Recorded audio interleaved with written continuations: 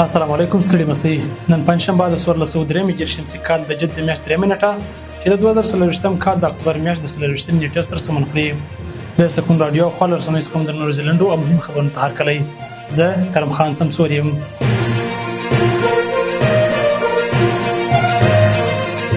هلمند کې پر 55,000 کروندګرو اصلاح شوي تخمونه ویشل کېږي.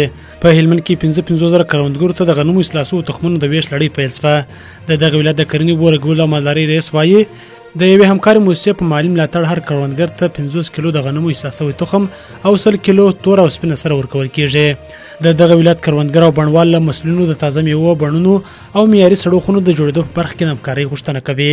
د هلمند د کرنې او بولګولو او مالدارۍ ریاست د معلومات پر بنسټ د مهال دغه ولایت په 15 ولسوالیو کې 1500 کروندګرو ته اوږدمهاله کاري فرصتونه برابر کړي دي.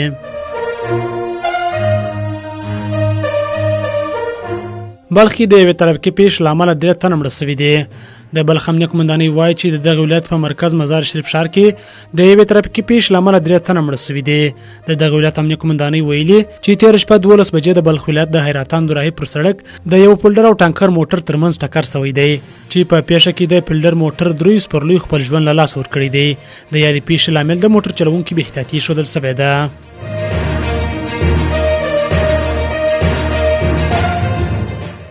خوست او پروان کې 12 تنه تاریختیار درمل وسوځول شول.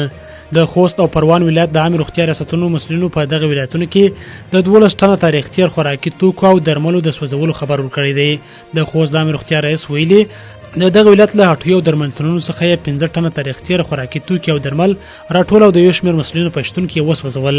نوموړي تجارانو ته ډاډ ورکړی دی چې په نږدې راتلونکي به له بهر څخه خوست د واردېدونکو توکو د کیفیت د ارزونې لابراتوار په خوست کې فعال شي تر څو د سوداګرو مالونه پر وخت ارزیابي شي. ورته مهال د پروان ولایت د عامه روغتیا رئیس ډاکټر هدایت الله اعظم ویلي چې په دغه ولایت کې له هټیو او درملتونونو څخه 12 تنه تاریختیار خوراکي توکي او درمل راټول شوي او د یو شمېر مسؤلینو په شتون کې وسوځول شول.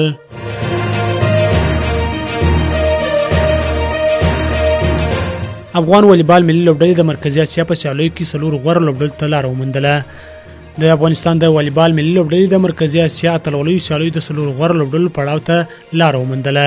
د افغانستان د والیبال ملي لوبډلې مسؤلین وایي افغان لوبډله به په دغه پړاو کې د 3 مقام د ترلاسه کولو په موخه نن پنجشنبه د ترکمنستان پر وړاندې د لوبې ډګر ته کښته شي. د مرکزي اسیا د اتلولیو سیالۍ تېره اونۍ د ازبکستان په کورتوب د 6 هیوادونو په ګډون پیل شوې.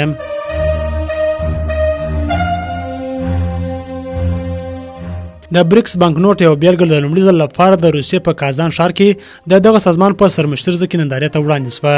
بریکس نیوز پر خپل ایکس پاڼه د روسیې د ولسمشر ولادیمیر پوتین انځور خپور کړی چې دغه بانکنوټ یې په لاس کې دی.